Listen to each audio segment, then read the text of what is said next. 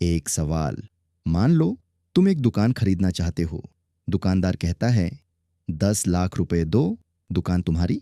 तुम पूछोगे, भाई दुकान कमाती कितना है? दुकानदार बोला 1 लाख रुपए पर ईयर। तो तुम सोचोगे 10 लाख रुपए लगाया, 1 लाख रुपए पर ईयर मिलेगा, मतलब 10 साल में पैसा वापस। बस यही है पीई रेशियो, और यही समझेंगे आज। पीई रेशियो का मतलब है प्राइस टू अर्निंग्स रेशियो। इसका फॉर्मूला है पीई रेशियो बराबर शेयर, प्राइस भाग अर्निंग्स पर शेयर। मतलब तुम एक शेयर के लिए कितना पैसा दे रहे हो कंपनी की 1 साल की पर शेयर कमाई के मुकाबले। चलो एग्जाम्पल से समझते हैं। कंपनी ए का शेयर प्राइस है 100 रुपये। कंपनी ए ने पर शेयर कमाया 10 रुपये, तो पीई रेशियो है 100/10 बराबर 10। कंपनी बी का शेयर प्राइस है 500 रुपये। कंपनी बी ने पर शेयर कमाया 10 रुपये, तो पीई रेशियो है 500 भाग 1, 10 बराबर 50।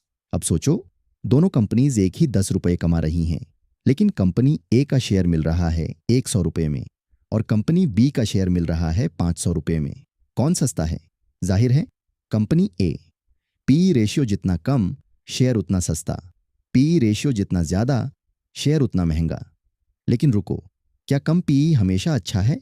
नहीं, कभी कभी पीई कम होता है क्योंकि कंपनी डूब रही है, कोई उसे खरीदना नहीं चाहता, इसलिए प्राइस कम है। और कभी कभी पीई ज्यादा होता है क्योंकि कंपनी का फ्यूचर बहुत ब्राइट है। इन्वेस्टर्स को लगता है ये कंपनी आगे और कमाएगी, इसलिए वो अभी ज्यादा प्राइस देने को तैयार हैं। जैसे जोमेटो जब लिस्ट हुई, पीई था बहुत ज्यादा क्योंकि लोगों को फ्यूचर में ग्रोथ दिख रही थी। तो पीई रेशियो को कैसे यूज करें? 3 सिंपल तरीके।